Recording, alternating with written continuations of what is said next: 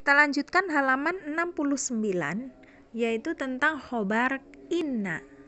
Ya, tadi tentang kana, sekarang inna. Bedanya apa? Ya, untuk inna ya, isim berasal dari mubtada dan khobar juga ya. Lalu ditambahkan inna di depannya, maka mubtadanya jadi fathah, lalu khobarnya jadi domah ya. Jadi kebalikan dari kana ya. Nah, inna juga punya saudara-saudara seperti kana ya. Nah, saudara inna apa aja? Yaitu satu, inna ini sesungguhnya, anna itu juga artinya sesungguhnya. Cuman kalau anna letaknya agak ke tengah, ada kata sebelumnya ya, jadi nggak langsung di depan.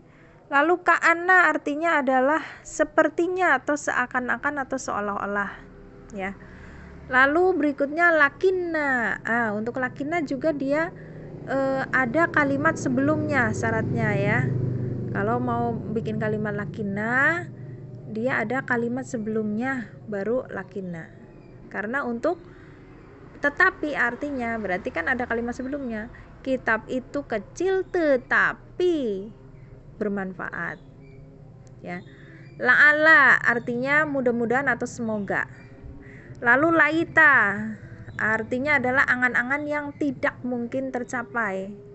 Contohnya laita waqta syababi aidun, seandainya waktu muda itu kembali. Aidun itu di sini domah, waqta di sini fathah karena kemasukan laita yaitu teman-temannya inna. Lalu ada la nafiyah lil jinsi ya, ini jenis teman inna ketujuh ya, yaitu untuk penafian semua jenis. Contoh la fa'ila khairin makruhun, tidaklah pelaku kebaikan itu dibenci ya. Jadi makruhunnya doma, fa'ilanya fathah karena kemasukan la, yaitu la nafiyah lil jinsi namanya ya. Ini la nafiyah lil jinsi, teman-temannya inna. Lalu khobar inna nggak usah dibahas lagi karena sama seperti pembentukan khobar yang sudah kita bahas.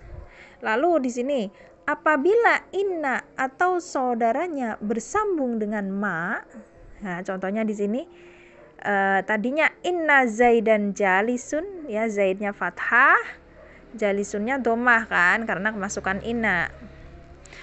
Tapi kalau ketambahan ma di sini innanya, innama, maka dia kembali seperti semula, yaitu sebagai mubtada dan khobar ya. Jadi batal amalnya inna, itu batal. Inna kan di sini fathah, sini domah. Tapi kalau kemasukan ma di sini jadi domah, di sini jadi domah. Itu ya, atau jadi mubtada dan khobar biasa. Gitu. Ya, lalu berikutnya hamzah inna di kasroh dibaca inna bukan anna apabila jatuh pada, nah ini ya. Jadi kan kalau di Al-Quran ada inna, ada anna, ada kaidahnya ya. Kapan dibaca inna, kapan dibaca anna. Yaitu kalau dibaca dibaca inna yaitu apabila di awal kalimat.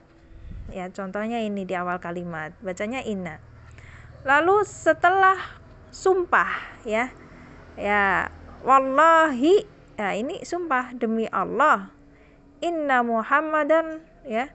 Sesungguhnya Muhammad Rasulullah ya. Dibacanya inna jangan ana.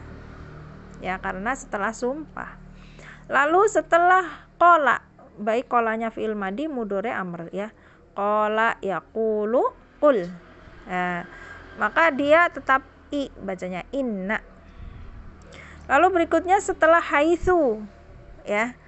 Setelah haitsu ini, setelah ini haitsu maka dibaca inna, enggak boleh anna bacanya.